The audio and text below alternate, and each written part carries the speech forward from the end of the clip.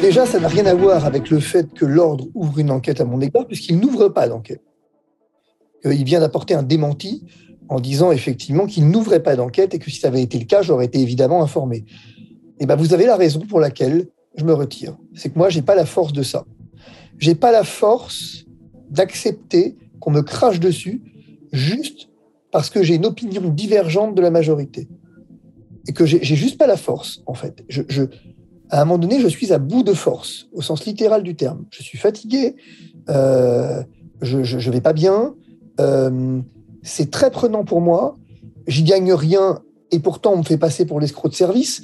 Le journal du dimanche écrit des articles dégueulasses sur moi sans jamais vérifier la moindre source. Je fais comment pour lutter contre ça ?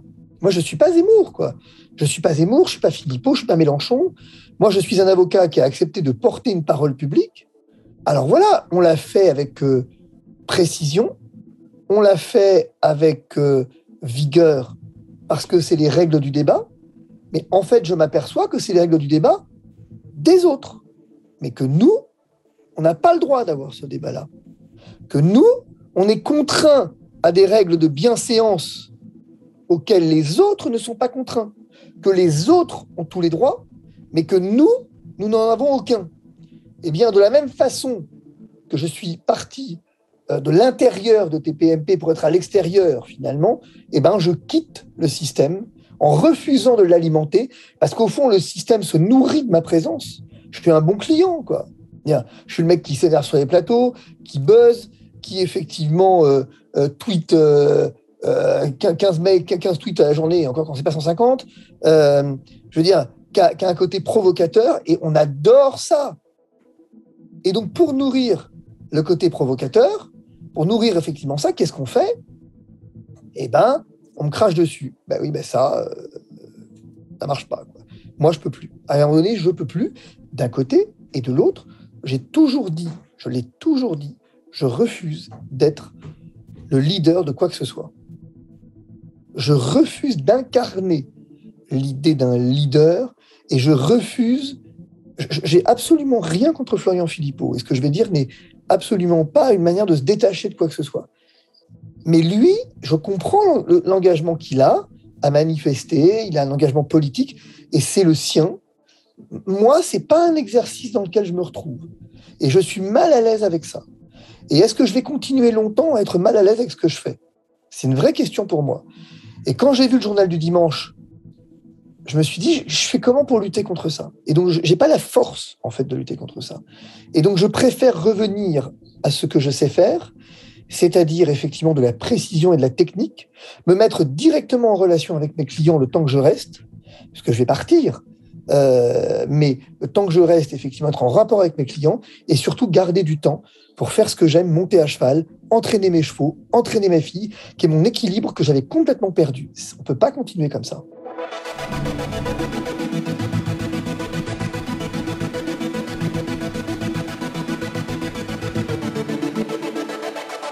Ça veut dire quoi faire son beurre sur la crise sanitaire ? Enfin, je veux dire, depuis le début de cette crise, on a perdu de l'argent. Et puis, quand bien même aurais-je gagné de l'argent, je serais donc le seul à ne pas avoir le droit d'en gagner ? Je veux dire, est-ce qu'on s'est intéressé à Réaction 19 de Carlo Brusa ? Il revendique 70 000 adhérents pour 10 € par adhérent. Si je calcule bien, ça fait 700 000 €. Moi, j'ai eu 14 000 €. C'est ce que ça m'a rapporté dans mon association, 14 000 €. Et moi, j'ai 14 000 €. J'ai refusé de donner des adhésions. J'ai 3 juristes à temps plein payés 2 000 € net par mois. Et pour l'instant, c'est moi qui les paye. C'est ma famille qui les paye. Je veux dire, donc qu'est-ce que ça veut dire ? En fait, la vérité, elle n'est pas là. Je vais vous dire où est la vérité. Ce qui a posé problème, c'est les 14 000 plaintes envoyées à la Cour de justice de la République. Mais nous, il n'y en a pas 14 000 qui ont été téléchargées.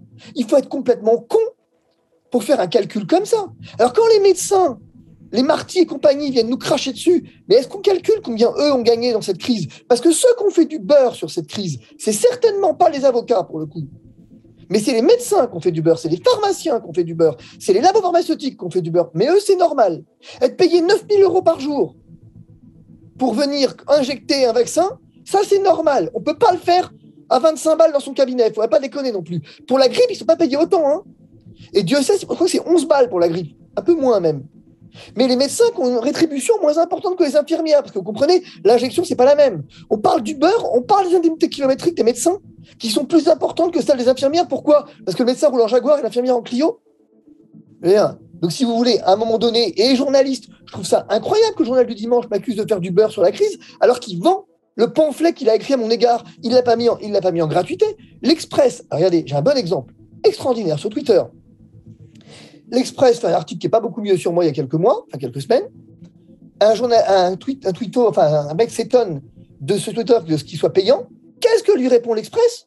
C'est incroyable. Bah, faut bien qu'on vive. Et le mec fait même pas le lien, quoi. Moi, je suis pas armé pour lutter contre ça.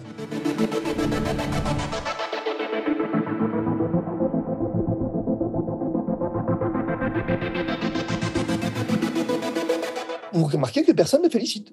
Vous remarquez que, en fait, c'est un problème.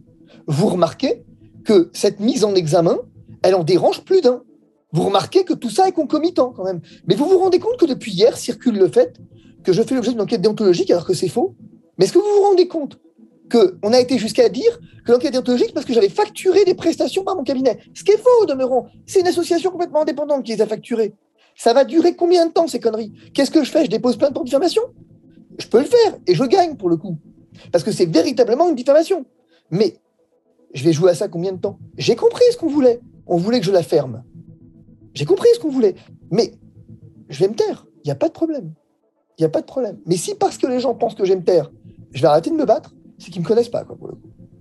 C'est que ce qui me caractérise, moi, depuis le début de cette crise, mais dans ma vie tout court, c'est que je suis un homme de conviction.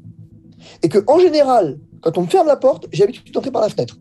Et que ce que j'ai à dire, celui qui effectivement m'empêchera de le dire n'est pas encore né.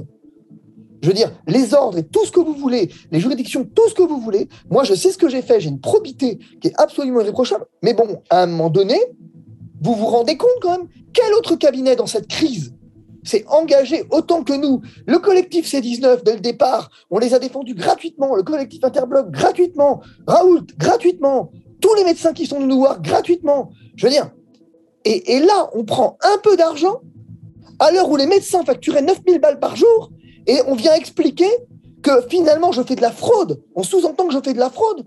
Mais je vais vous dire, ça enfonce tous les jours un peu plus la crédibilité de la presse. Tous les jours, elle n'a plus besoin de nous, la presse, pour s'enfoncer. Qu'elle continue comme ça, qu'elle continue à s'enfoncer. Moi, je veux dire des gens comme moi. Et moi, je m'en fous. Moi. Au contraire, ça m'arrange parce que ça montre le vrai visage.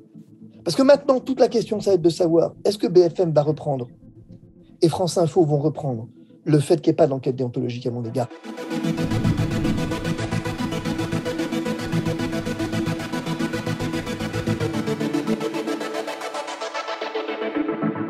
Il y a deux niveaux de discussion. C'est intéressant, votre question. Il y a deux niveaux de discussion. La vérité, c'est qu'on est arrivé à un niveau de haine sociale que je ne sais plus gérer. Je refuse que le monde se divise entre anti et pro. Je refuse ça. Et tous les débats de Cyril Hanouna, par exemple, c'est pas un reproche dans ma bouche, il fonctionne comme ça, attisent. Puisque pour exister, il faut cliver. Et c'est le CSA qui veut ça aussi. Puisqu'il faut avoir des contradicteurs. Et donc, ajouter contradicteur à audience, et vous avez clash.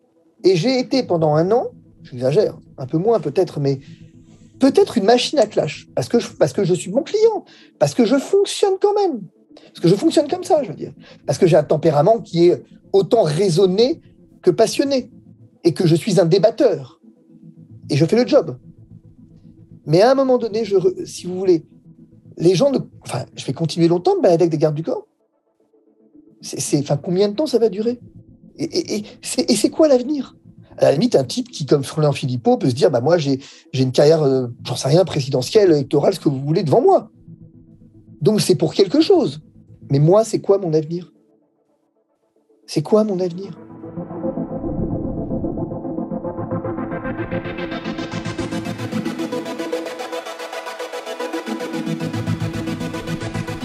Mais je l'envisage comme le passé, c'est-à-dire en allant travailler mes chevaux, où j'étais ce matin. Vous vous rendez pas compte? Mais pour la première fois, depuis 1 an et demi, j'ai réussi, enfin non, j'exagère, mais depuis en tout cas 1 an, j'ai réussi à prendre une matinée pour aller monter à cheval. Mais ça fait combien de temps que ça m'était pas arrivé? Et pourquoi je sacrifierais ça? Je veux dire, ça veut pas dire que, comment je vais dire, que je renonce à mes convictions. Le pass sanitaire est une connerie. La vaccination obligatoire est une saloperie qui est en train de juste cliver la société. Et ce qui est le plus grave, c'est que tout le monde l'accepte. Voilà. Bon. Donc, il a eu raison d'avoir tort. Mais une fois que j'ai dit ça, est-ce que, finalement, c'est quoi l'avenir? Je vais vous poser la question différemment. Je vais continuer à manifester de samedi en samedi? Je vais continuer à aller chez Cyril Hanouna sur le plateau ou même dehors, peu importe. Je vais continuer à faire Morandini à 10h pour dire que comment on explique la Jordanie pour avoir des mecs en face de moi qui me disent que je suis un hystérique ou un fasciste ou ce que vous voulez parce que je manifeste avec Philippot. C'est ça. On en est réduit là. Ça n'a aucun intérêt. Je veux dire, même si c'est pour aller sur LCP, ça n'a aucun intérêt. Le niveau, vous êtes un des journaux encore avec lesquels j'ai une discussion. Enfin, vous êtes un des rares avec lesquels on a encore une discussion, quoi. Ou quand vous m'appelez, on arrive à discuter. Mais c'est tellement... J'ai l'impression d'être un peu l'idiot utile, quoi. Aujourd'hui, j'ai besoin de prendre le désert. Et j'ai besoin, clairement, d'envisager mon départ de la profession à une échéance raisonnable. Sans bousculer personne, mais sans traîner non plus sur la longueur une décision qui n'en serait plus une, finalement. Ma décision est prise, je veux partir. Elle était déjà prise avant, je me suis dit. Alors, c'est pas cette crise qui m'a fait changer la vie. J'ai besoin d'autre chose. Cette crise, elle nous a fait entrer dans une civilisation nouvelle. Ça ne marche pas, le monde d'après, avec les codes d'avant. Donc moi, aujourd'hui, voilà, me retrouver à manifester, ça a été un problème pour moi. Je ne suis pas fait pour ça. Et donc, à un moment donné, quand vous vous dites, mais pourquoi je le fais? Et surtout, ça s'arrête quand? J'ai découvert ce qu'était la méchanceté. Je ne suis pas fait pour ça, moi. Je ne suis pas fait pour qu'Emmanuel Dupuis vienne expliquer que j'ai dit que j'avais créé le collectif C19 qui ne comptait que 3 médecins et pas 600, alors que je n'ai rien à voir avec ce collectif. Je suis leur avocat, c'est tout. Je ne peux pas lutter contre BFM qui dit partout depuis hier que je suis sous enquête déontologique alors que c'est faux, que j'ai un démenti de la part de l'ordre. Comment voulez-vous qu'on lutte contre ça? C'est méchant. Et moi, je ne suis pas quelqu'un de méchant. Moi, je suis quelqu'un de plutôt gentil, en général, dans ma vie, plutôt serviable. J'ai mal pour les gens. Personne ne croit ce que je dis et c'est triste parce que j'ai vraiment de la tristesse pour ces gens, en fait. Et ce que j'aimais dans les manifs, figurez-vous, ce n'est pas les manifs, c'est ce qu'il y avait après les manifs. C'est-à-dire aller rencontrer les gens et leur donner des conseils gratuits. J'aimais bien ça. Et vous voyez, quand on me dit que je fais de l'argent sur la crise, c'est blessant, c'est méchant et c'est blessant. Parce que, mais ils sont malins. Hein. Je reconnais que vos confrères sont malins plus que je ne l'aurais pensé. Parce qu'ils savent exactement ce qui fait mal. Et ils savent où m'attaquer. Parce que ça, c'est méchant de dire ça. Quand on sait combien ça m'a coûté cette crise et que je me suis mis à disposition vraiment gratos de tout le monde, je vais dire, bon, c'est méchant, quoi. Mais c'est pas grave.